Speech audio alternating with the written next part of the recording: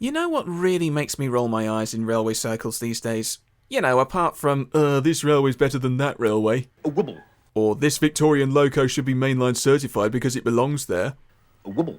Or modelling firms stealing the thunder of other modelling firms who produce the same engines and stock. Wibble. Or Flying Scotsman is or isn't overrated and should or shouldn't be an apple green. Oh, wibble, wibble. Or a vocal minority of fandom culture who can't tell the difference in definition between embarrassing and hateful, so they make it their life's work to harass anybody who doesn't think exactly the same way as they do about children's television instead of learning to let things go and prepare themselves for the real problems they're going to face later in life. Wibble. Well, okay, there's many things that make me roll my eyes, but on this occasion, it's sexual discrimination. Yeah, more than 40 years since Karen Harrison became British Rail's first woman train driver, and there are still people who assume that Faye on the footplate at Keighley can't parallel park, let alone do a firing turn on a steam engine. Ain't that charming?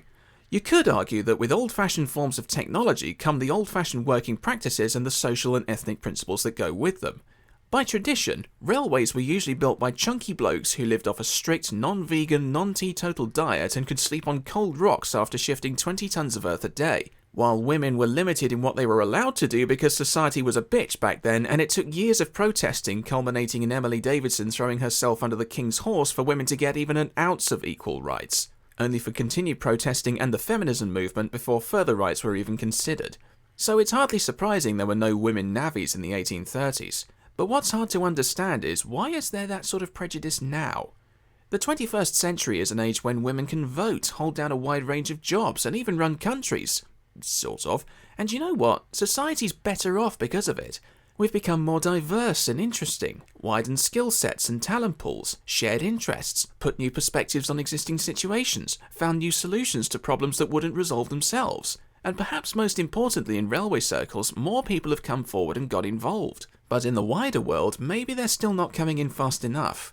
According to railwaytechnology.com, around 85,000 people work on railways in the UK, but only 14,000 of them are women. According to ASLEF in 2019, only 6.5% of their membership were women train drivers.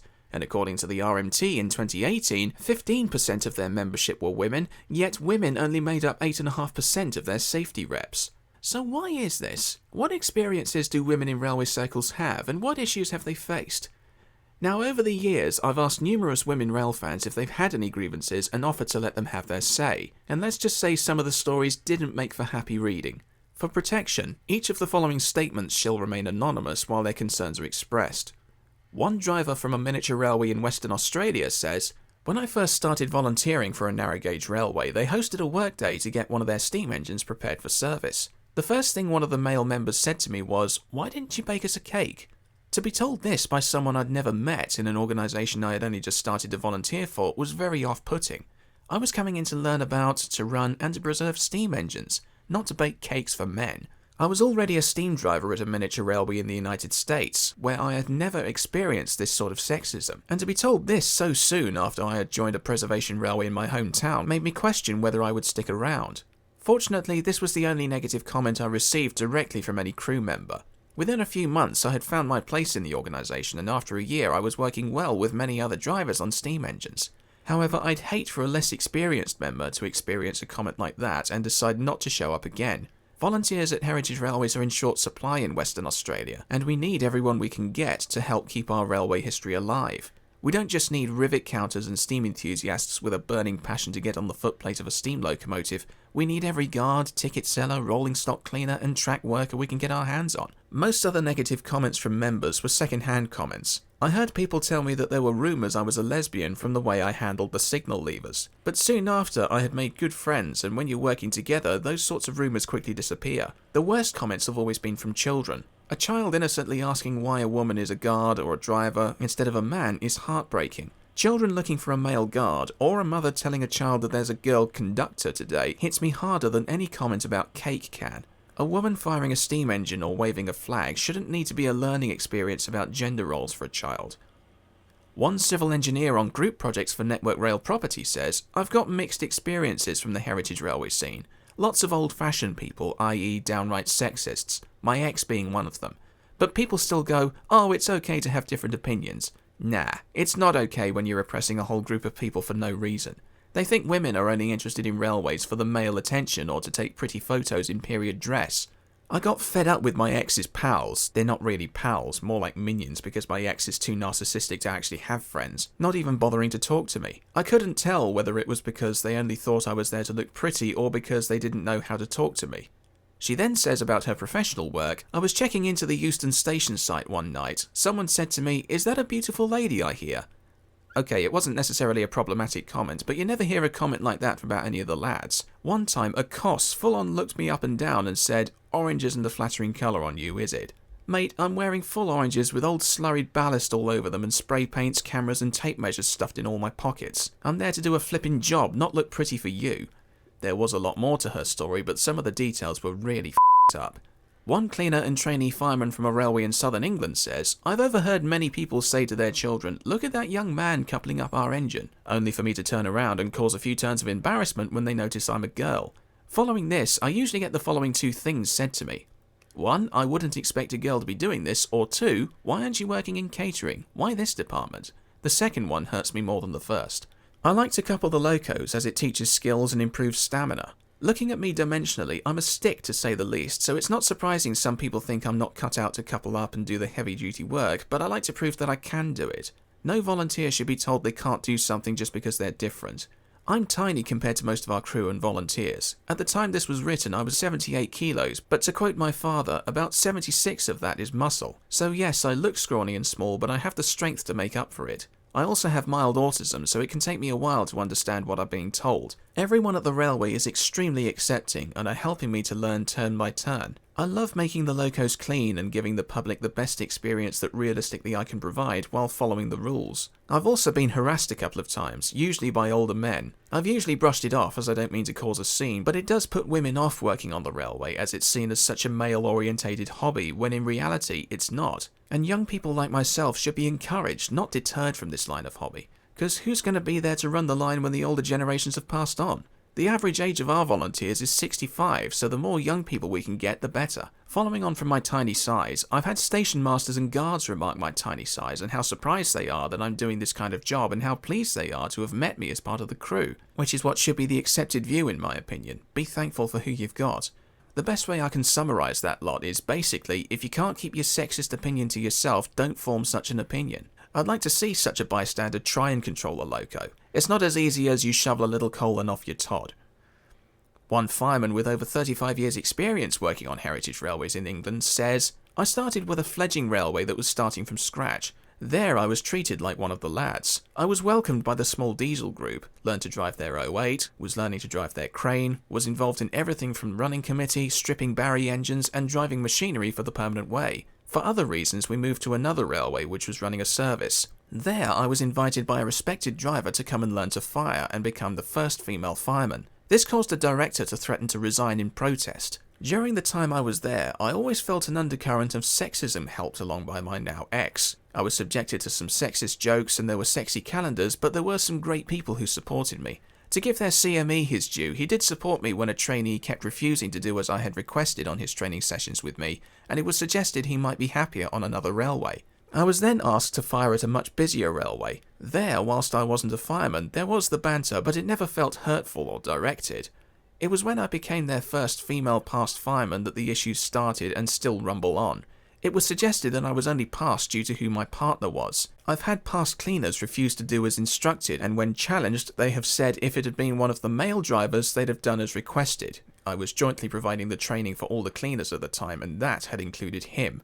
The BBC had requested that I be available for a programme they were making. I was never told about this, and the BBC were told I was not available. I have had my ability to train and subject knowledge continually scrutinised and questioned despite proving over and over that I have both good subject knowledge and am able to be a good adult tutor. As part of my job, I facilitate training to my peers and I have to tutor courses. I'm still active and involved in training at this railway. I was also asked to fire at another big heritage railway. There, I have never encountered any sexism. I'm a past fireman there and am treated with banter and respect.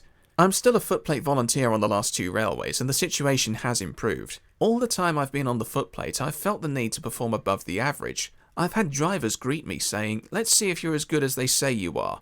Due to my age and time on the footplate, I just shrugged this off now, but back in the day, it really had an impact on my confidence. One correspondent for a leading railway magazine in the USA who happens to drive at a narrow-gauge park railroad in the Midwest says, "Some people will hate you just because. I have a few of those. I used to have a guy that would comment on all the mag's social media that he would never subscribe as long as I worked there." Another member of a railway in the south of England actually recorded a statement about one of her experiences. So basically, I was working at a steam railway, and I was in my uniform, but I was wearing trousers as opposed to a skirt. I was then questioned by someone on the railway, asking me why I wasn't wearing a skirt and why, because that was not accurate for me wearing trousers was not accurate for the time, even though actually the time that the station was set was actually when women started wearing trousers more. So it made me feel kind of quite uncomfortable. Someone was bringing up my dress when I was just a volunteer. And it turns out it's not just women who have faced this kind of discrimination in railway circles. Trans men and women are gradually being celebrated in society now more than previous years, but the battles are still ongoing. Thanks a bunch, Joanne. One particularly heartbreaking story was that of the woman who started out as a male BR employee in Eastbourne back in the 1980s, became a traffic manager in Bristol, then applied for an area operations management role and was rewarded the job, only to be barricaded from it due to that person's long-term consideration to undergo transition. Said person resigned after an 8-week suspension from BR, retrained as a barrister, transitioned to female in 2011, and is now an active volunteer at 3 of the UK's biggest heritage lines, describing herself in one of her own works as the Heritage Railway world's tame lawyer, having helped negotiate re-establishing mainline connections and services for 2 steam lines. So it's reassuring that of all the people who came forward, either to me or to the general public, none of them have been put off their interest altogether. But much like railways not using compulsory automated emergency braking systems until it was too late to avert the Harrow and Lewisham disasters, we've been lucky not to lose more than we have so far. Indeed, one homosexual man who used to volunteer on a heritage railway in the Midlands found himself singled out by numerous colleagues, forcing him to leave said heritage railway and continue his interest in steam traction by building train sim models for a living. So there is such a thing as people being put off volunteering in railway circles. The issue is influencing people like TfL Creative Media to visualise its severity in their upcoming short film, The Railway Woman. That is, if they are able to produce it. Apart from the worldwide situation making things more difficult for everybody, the film is struggling to raise the £5,500 it needs to cover production costs, hoping to go ahead in February 2021 as of the publication of this editorial. So if you'd like to help tell the story of Alice, an autistic teenage woman with a passion for steam locomotives feeling uncertain about her interest due to the scrutiny she's facing, please do consider either donating to the production yourself or sharing it with someone who can donate. Because not only would that give a leg up to a whole crew of actors and filmmakers who are just starting out in the business, but it would raise awareness of what it's like for young rail fans facing discrimination for things they physically can't help. That being said, I know there's nothing that anybody can do to eliminate the problem altogether. But the question that crosses my mind is, why turn potential volunteers away for something that doesn't actually stop them doing the job that needs doing? Laurie Rose produced a video last year appealing to people that when this useless virus can finally be brought under control, it's worth considering volunteering because of the skills and experiences both applicants and the whole movement can gain from such application. And with COVID basically ruling our lives and posing a bigger threat to the old than the young, maybe now more than ever railways can't afford to turn keen and capable hands away, regardless of whether they're men, women, gay, lesbian, bi, trans or anybody on that spectrum. I mean, no part of railway operations specifically requires male anatomy. I'm far from a past driver with decades of experience under my belt, but even people as experienced as Clive Groom and Alan Baker have yet to speak of anybody who controls a train with their wedding tackle. Rest assured, anybody who thinks that you have to be a dude who knows how to operate machines, you don't. Arms, legs, muscles, nerves and eyes working in accordance with an active mind, with a case-by-case degree of leniency for any form of competence and disability in any form of role, are what coordinates railway operation. A cock and balls just don't come into it. Okay, so now I've got that joke out of the way, I'd like to finish this editorial on a more sincere note. To any women, or by extension anybody in LGBTQ circles who may be watching this, who may have suffered bad experiences in railways, you're braver than you're given credit for. And hopefully the statements you've heard can reassure you that you're not alone. And to anybody who may be thinking about pursuing railways either for a profession or a hobby, I understand if you may feel hesitant about going in. There are active horror stories out there, more than those who have been willing to come forward, but there are a lot of people who also want to help. Heritage lines are slowly seeing more women come forward in prominent roles. Network Rail ran Britain's first women-only worked service in March 2020. The Kent and East Sussex has a trans trustee. Everybody needs more people with your passion. And don't be put off by anybody's outdated, sanctimonious personal views being badly passed off as banter. In the words of fireman Amy McGrew of the Cass Scenic Railroad in West Virginia, who's faced her share of sexual harassment in railway circles, be tenacious. If you want to do it, do it. Don't listen to anybody who says can't. Just get out there and do it. I'm Chris, and I'm here to gauge the issue. I lost my mind in lockdown, time and time again. I lost my